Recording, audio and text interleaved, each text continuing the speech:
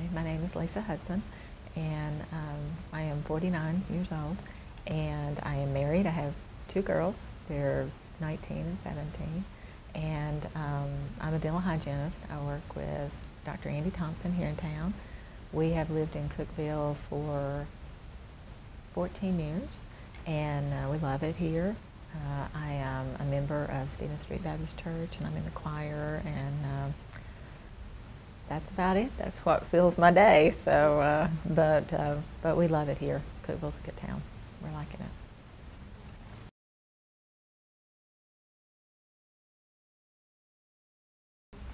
I was diagnosed with breast cancer in 2006, in the end of September, but really not officially diagnosed until October of 2006. And I found the lump myself. I found it one night while I was watching TV. I had an itch, just an incredible bad itch, and I was scratching and scratching, and I felt it, and just stopped me on a dime. I don't know how I knew, but I knew, you know, it wasn't supposed to be there. And I was due for my yearly mammogram, and so I went into my doctor and we talked about it, and no one really thought it was anything. Everybody across the board, nothing. It's not anything, don't worry about it, nothing.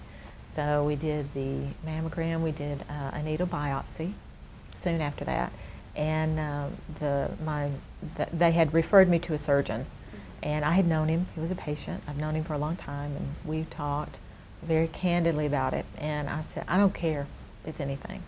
I don't want it in me. I don't want it there. I don't want it, you know. So actually, I was the one that was proactive in the treatment because I did not want that in me. I didn't care that they didn't think it was anything. I just knew. I can't tell you how I knew, but I knew.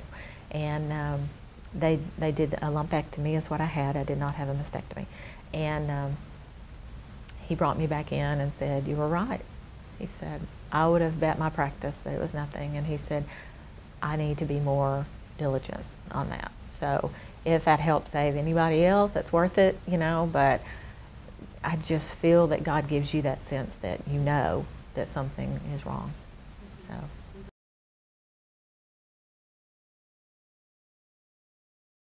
And I chose to do my treatments here instead of Nashville, just for personal reasons, the ages of my children, the convenience, just everything, and it was wonderful. Wonderful. They were wonderful people. I started my chemo on Halloween in 2006, and then I lost my hair 2 weeks later, the worst day of my life, even to me worse than the initial diagnosis, because you're in shock. You don't even know what they're telling you. You're just doing it. You're just a robot. You're just doing what they're telling you. And I was alone, and I put my wig on. I went to Walmart, and I thought that'll be the easiest place because that's the place where everybody is. And I didn't look at anybody. I just kept my head down, but I did it, you know, so it was very hard. And my treatments, as they went on, I got sicker and weaker, but God was good to me. I only missed like 2 days of work because I was just determined I was going to do it, basically for my kids too, because they really had a hard time with this. And Dr. Sidris had told me the women that do the best just kind of go on about their lives the best they can. It's not denial, you know what you're going through, but you know. And I had 4 rounds of really kick you in the tail, just lay you out hard chemo. And then I did a weekly round of chemo to follow that up for 12 weeks. I couldn't do the 3-week treatments because it makes your fingers go numb and I couldn't work. And so I did a 12-week round of follow-up chemo. 6 weeks of that 12 weeks, I also, every day, 5 days a week, did a round of, I had 30 radiation treatments. So that was pretty tough. That was hard. They told me if you had to have it, I had the best kind because it was localized, it had not spread. I did, however, have 3 lymph nodes removed. So I have to be careful with my arms, which I work with every day. So most days when I'm done. You know, I just go home. I can't do a lot. But yes, that was typical for the treatment. That's why I had chosen to do it in Cookeville, because we talked about just across the board treatment. He said I could go anywhere and I would get the same treatment. So I just decided to do it here again for just the convenience. And that staff is truly gifted in what they do. I told them I wish I had never had to meet them, but now that I had, I was so glad I met them, because and it didn't end there. It didn't end after the treatment. I've had changes in medicines and, you know, things that happen. They are with you 100%. They do not candy coat. They tell you how it is, but they are, any time of the day you need them, they go above and beyond. They're very, I just can't say enough good about what we have. We're very fortunate to have them here. And I was a baby. I mean, I did not want to go do it. I did not want to, you know, I was fighting them, you know, but they had asked me to do a study, you know, to keep up with it. And I'm like, I don't want to keep up with this. You know, I don't want to do that.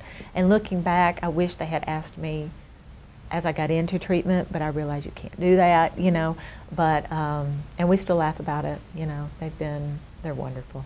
They're just truly, truly good at what they do. So I'm grateful for them. That's all I prayed for, was just strength to just, because I didn't want it to be about me every day. I didn't want to just, that's why I wore a wig.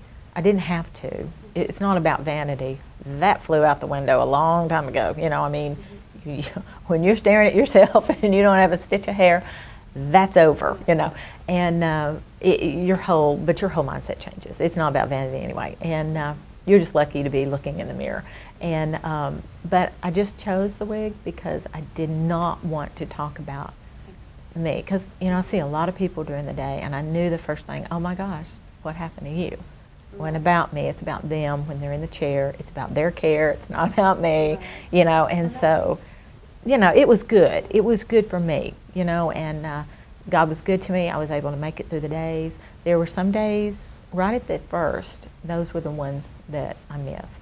And but toward the end, you've just been through so much, you know, that you're just like, whatever. I'm just looking for the goal when it's over. So, but it was good. It was okay. I mean, it was hard, but there's a lot of hard things in life. So you just do it. You just do it. You know, you don't have a choice. You do it.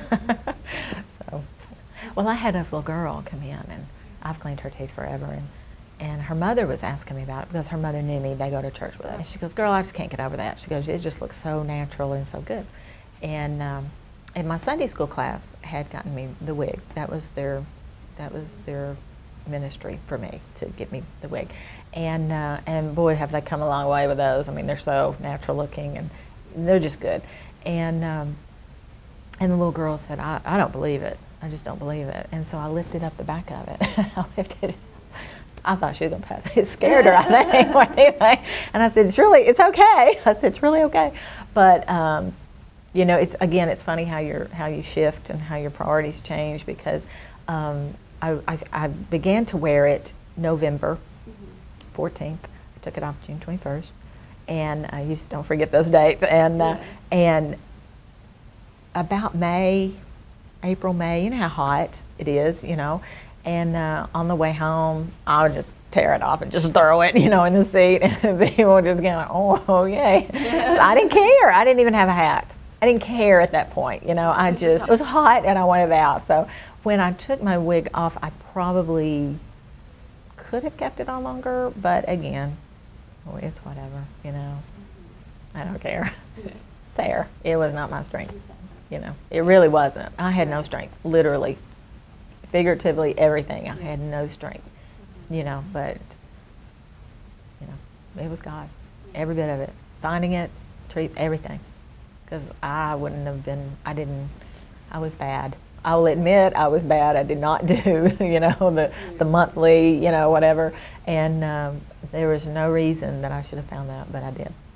And looking back, they had always said, we're watching the right side. We're watching the right side. Well, stop watching. Start, you know, they need to be more pro, and I think that's what the difference is now. Right. They're not watching things anymore now. They're going ahead, and I think that, and again, I wasn't aware of all this. You know, I wasn't aware of how many people were diagnosed. I should have been, but I wasn't, you know, and I think that's been the difference in what we're seeing is they're just more proactive on why are we watching things. You know, if it grows, because mine grew from the time I was diagnosed until the time that I had my surgery, and it was maybe 2 weeks, and it grew in that time. Not a lot, but it had been growing. And if I had listened to them and said, oh, it's nothing, you know, it's nothing, again, probably wouldn't be sitting here, you know. So it makes a big difference. So listen to your body. That's the one thing I could, you know, because that's what my oncologist said. Listen to your body is going to tell you when it's tired, when it needs rest, when something's wrong, and he's right.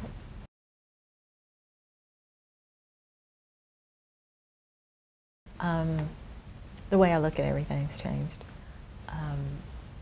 The things that bother me have changed. Silly things, no, you know, just things at work, you know, and I hear things that people talk about, oh, that's so silly. I mean, it's just, you just realize how quick it can happen because you just hit a brick wall. And it doesn't matter who you are, it can happen to anybody, you know. And it's taught me to really not get all worked up about the small stuff, even some of the big stuff, you know. And I'm grateful, you know, just very, very, very grateful just to wake up. I mean, you know, your whole shift, it just changes. I'm grateful that I was able to see my kids, you know, grow up, and hopefully we'll continue to see them grow up.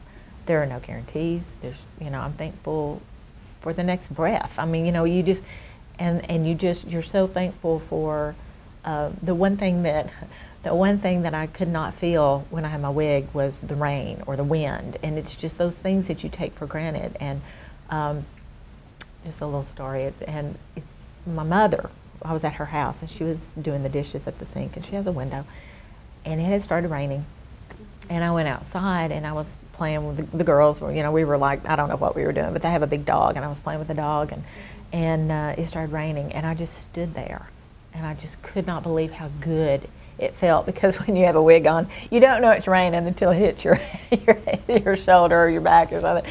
And the wind was blowing, and we all three just stood there. And the girls kind of looked at me like, what are we doing, you know? But they did it with me, you know. And my youngest daughter even asked if I wanted her to shave her head, because she would do that, you know.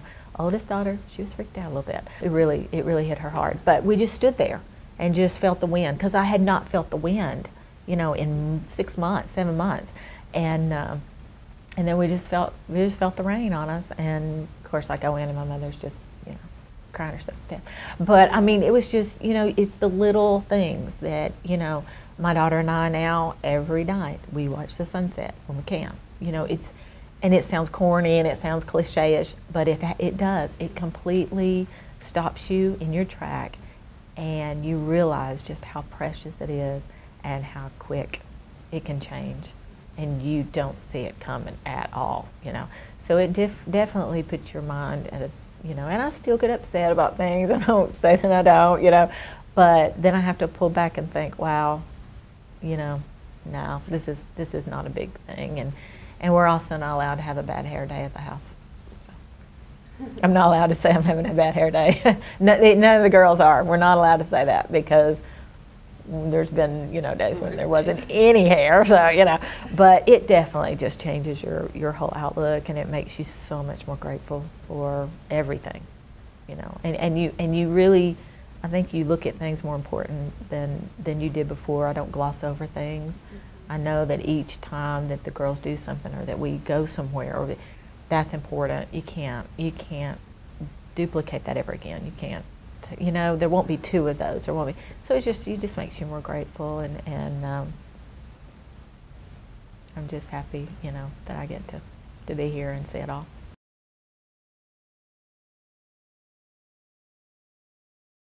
Through my journey, I was very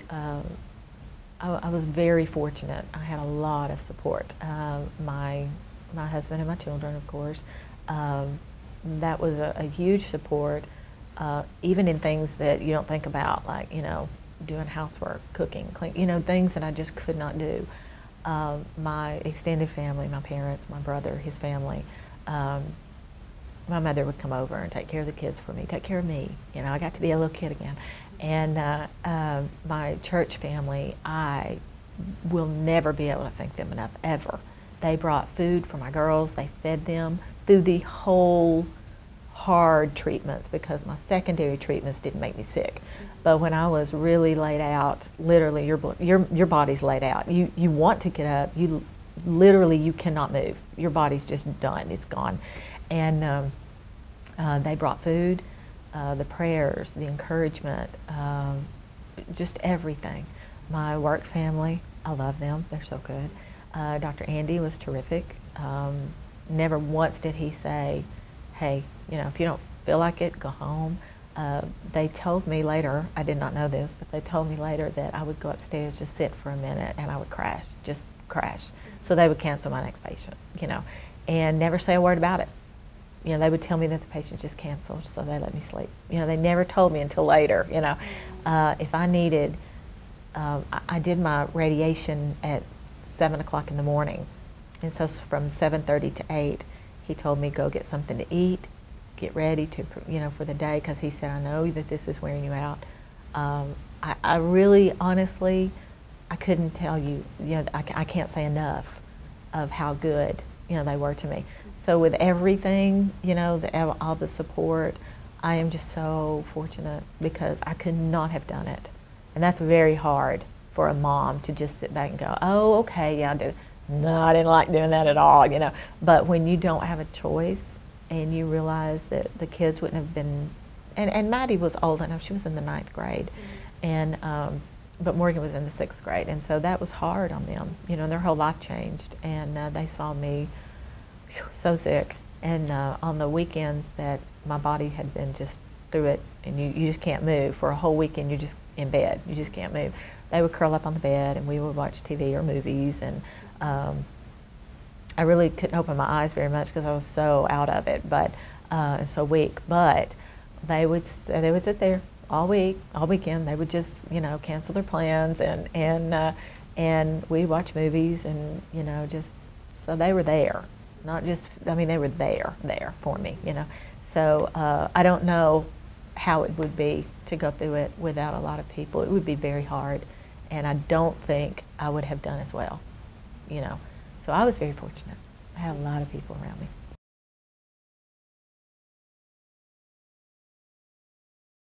And I think the biggest moments, this is hard.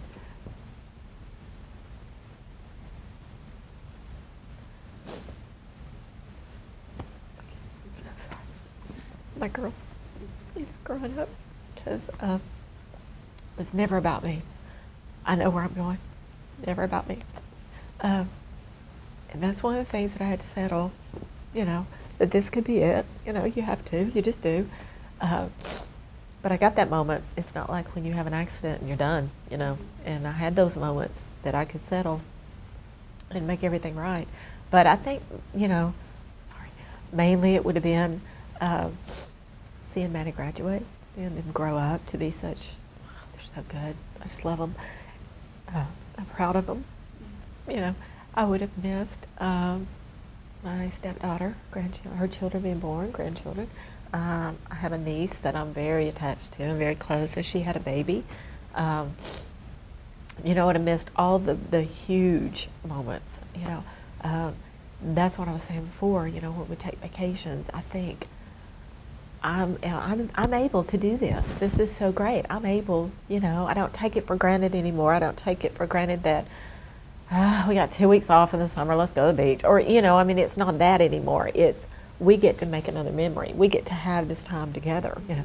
And I would have missed, you know, getting older, turning those ages. That's why I don't hesitate anymore, you know, to say how old I am. It's a good thing, you know. And, you know, it's the everyday things that I think, I mean, the big moments are important, but it's the everyday things that I would stop and say, I get to experience this. I get to see this. This is great, you know. And before, I don't know that I would have even, I would have just skimmed right past it, you know, and not thought about it. And I would have missed a whole lot. I'm probably leaving a bunch out, but, you know, I went on a mission trip last year. I wouldn't have been able to do that, and that was huge for me, huge leap of faith for me.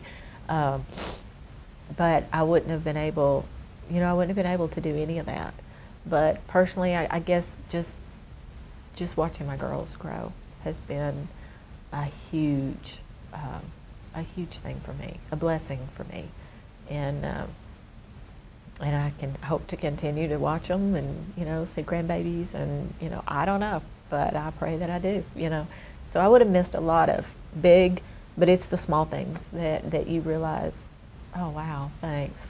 Again, the gratitude comes in because I get to see this, I get to do this, and that all comes back to it has a total different meaning, So I've been fortunate, been very fortunate.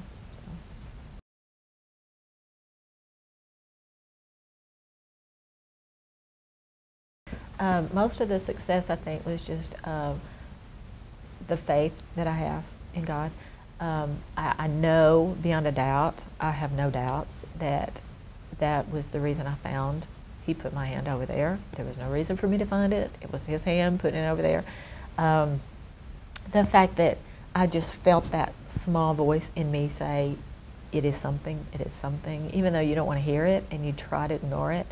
I attribute a lot of it to early detection, the fact that they were so quick, even though they didn't think it was anything, they still knew that it was important to me, so they'd listen to me and they got right on it, And early detection is huge, it's huge as fast as this grows, And most of the success, I would think, would just be the support that I had, and the doctors and the nursing, the good treatment that's out there now and it's available.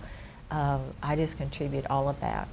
I think if I had waited and maybe ignored it, it wouldn't have been the same outcome. So I think early detection is so key. I really do. And getting on with it. Don't watch it. Don't look at it. It's going to be there, and it can only get worse. It's not going to go away most times. And just educate yourself. Find out what the different, if it's a fibroma, whatever the fibromas and all that, and the cyst and all those things.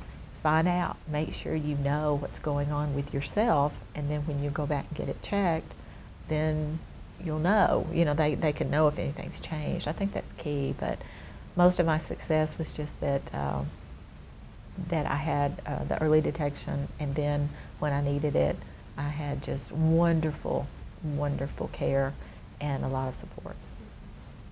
People who've not gone through it would never be able to. I don't think they could understand. But I am such a better person having gone through it because I'm such a different person. It's not about me. I'm not going through my life just for me. I'm so much more grateful.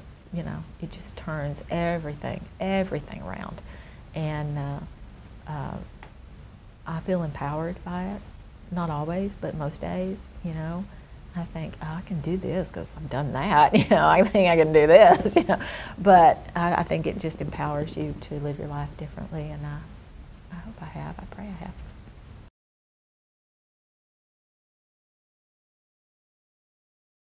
I would advise women to definitely do the monthly breast exams. I did not do that. I didn't think it was necessary. I had no history. I don't know that I've touched on that. I did not have any history of breast cancer. Since I've had mine, I've had another member of my family to be diagnosed. But up to that point, I had no history. The doctor told me, you don't smoke, you're not overweight, you have no health, you have no history whatsoever. I was 43, 44 years old. There was no reason that I would have had it, But he said, you do, so we'll treat it, And basically, he even said he did not make the chemo and radiation mandatory, but he said if it was my life, I would do it. That was good enough for me because, I was so young. In his eyes, that was young, and he wanted a long-term better treatment, But, and to absolutely fight for your right to get a yearly mammogram. Fight for it because check with your insurance, make sure. Had I not heard it from a nurse, I would not know. So education is so key to this, and knowing your body, knowing that it's up to you to take care of yourself, to be proactive, not to wait on the doctor, you know. I know a lot of women don't want to face it. I didn't want to face it either, but you have to sometimes, you know. So I think just the proactiveness of, you know, doing the exams, the mammogram, knowing your body, knowing the changes if something occurs. If you know, if your body is trying to tell you something, listen to it, because God gave us sense for a reason, you know, and common sense, and just listen to your body. And it doesn't have to strike a certain type of person, or, you know, it can be any age. It can be, you know, they're finding it younger and younger, you know, and it can mean a huge difference in your treatment and your outcome. So.